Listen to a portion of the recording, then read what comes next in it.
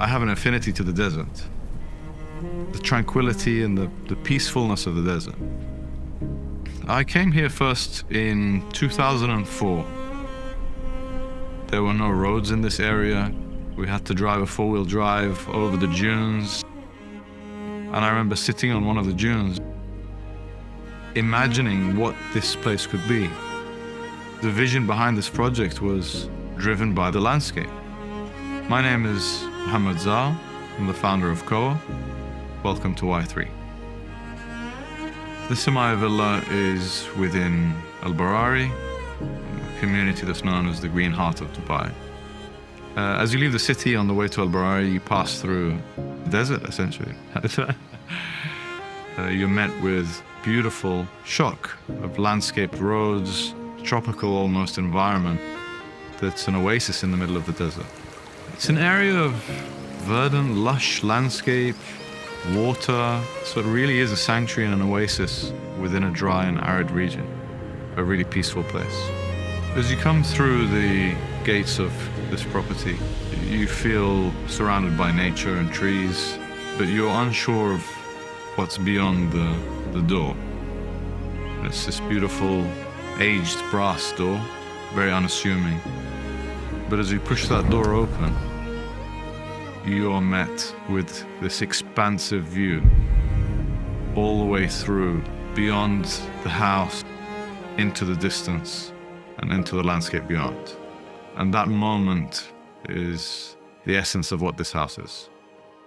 There's an immediate relationship to an element of water, and that water is quite still intentionally. And we hope that would evoke a sense of stillness as you walk through.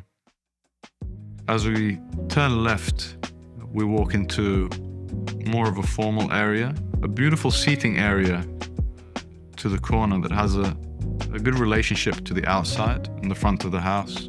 The only thing that existed on this site before we built it were the streams and the waterways. And we felt it was a real opportunity for us to design spaces that honor that connection, both from a visual perspective, but also the use of spaces. We wanted it to feel comfortable, that you could just move around the space, sit in a corner of the room and still have a relationship to the kitchen. The landscape as well comes very close into the house. There's always a relationship from wherever you are in the house to the landscape beyond. The kitchen has been designed for functional use, but we wanted it to feel in place within a formal area.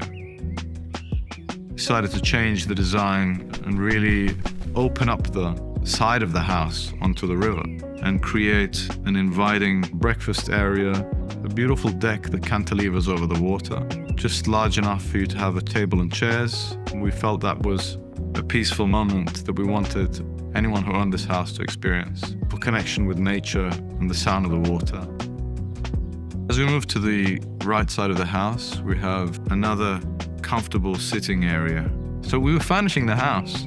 I was sitting on one of the lounge chairs. I was just taking a break, having a look out, and I felt like there wasn't enough relationship with the nature and it was too distant. I thought, we need something here and we need something that's sculptural. And we decided to plant a majestic ancient olive in its place. But as soon as that tree was positioned in place, it just made sense. All the trees in this area are intended to be where they are. Under the staircase, there was no window under the staircase when we first designed the house. And we had planted this beautiful bonsai in the double volume of the staircase. But the tree had such a beautiful base and such an interesting base that I felt it relevant to open up that space. So even when you're sitting in the living room, there's again this connection to nature. And it's architecture in itself. We wanted the staircase to be sculptural in nature and feel quite grounded, heavy, as opposed to the rest of the house, which is quite soft. And we chose a travertine for that staircase. What's unique about it is it looks like it's suspended within the space, and it has a really wide base. It just works so beautifully within the space. As you ascend the stairs and you get to the top, you immediately have a long framed view to this incredible tapestry of these green leaves. A tapestry which is more organic in nature, and it leads you towards the master bedroom. As you enter the master bedroom, you immediately notice the size and the scale of the room, but it still feels comfortable. The wooden ceilings are fundamental to this idea of feeling warmth from above you. There's something very special about having a wooden ceiling, and it does ground you in a strange way. There's a beautiful moment as well in the master bedroom, the corner of the room.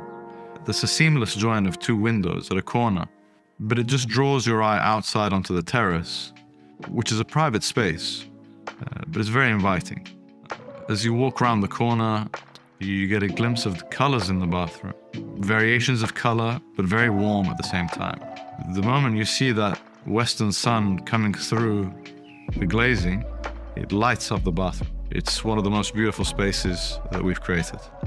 It gives me a sense of peace, calm, and warmth. We had designed the bathroom to have a normal bath, but given the warmth of the house, we felt that the space needed something not only warm, but as we said, something honest in materiality. To be able to enjoy that bathroom and enjoy the bath and its relationship to nature, sitting in a wooden bath was an amazing experience that we wanted to have.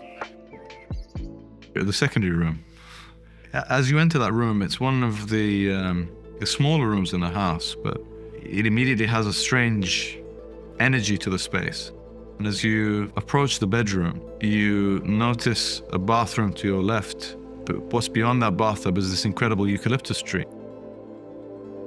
As you continue through into the room, it just draws you to the window. You notice there's something beyond this beautiful window, and you see the whole river. It's a quiet moment in the house. It's very peaceful. That's beautiful. And I just always imagine myself, waking up in the morning and being in that bed and opening the curtains and just feeling at peace. That room is my favorite room in the house.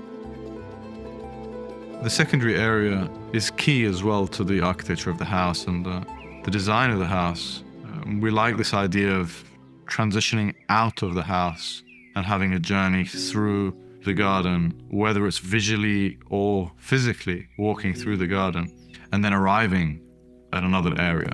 And that secondary area has an open air seating area that has almost this dual aspect relationship with the house on one side and a lake and river on the other side. It's designed to be a quieter space away from the house. So this is where we have the gym. This is where we have a quiet study, an outdoor sauna, an ice bath, a massage area. The lake at the back was designed in conjunction with the house, and we wanted it to feel almost like a little pond, and it's in a round shape that encourages use around the lake itself. So we really tried to use the space quite beautifully. We designed the daybeds to be more inviting, private than just having a sun lounger. We wanted there to be spaces that you could fall asleep and still be sort of cocooned within the nature. So you have plants right beside you, this element of fabric so it would move with the wind and create really peaceful spaces. As a fundamental to the project, we want to focus on privacy, and anywhere you are in the garden, you feel like you're alone. You only have a relationship with nature, you only have a relationship with the house and whoever's with you here. We created a space on the roof intended to be a study, but we were up there one day and it just felt like the space was more for entertaining. It has incredible sunsets and it has a space of itself. It has a warm, open terrace full of plants again. Even if you're at the top of the house, we felt that the relationship to the planting was very important. It becomes this one expansive space. It's beautiful. The sunsets here are incredible. The sun floods the house with light in almost every room. the afternoon sun. It's a warm sun, beautiful color. We have sheer curtains throughout the house, so the sun coming through the curtains is incredible, and it really illuminates the space. That was taken into consideration when choosing the materials and choosing the spaces and the layouts, and has really brought the house to life. Because these are the final homes in this story, I felt a little bit freer to take chances and to take risks, to create something that I love myself, and to create homes that I would live in, that my family would live in, that we would be honored to live in. All the decision-making process was based on that. At the end of this journey, I felt that this was the right time to really put my heart into developing something that was unique and gave people space and privacy and a real relationship to nature. That whoever was to live in this beautiful home would really appreciate what this project was about.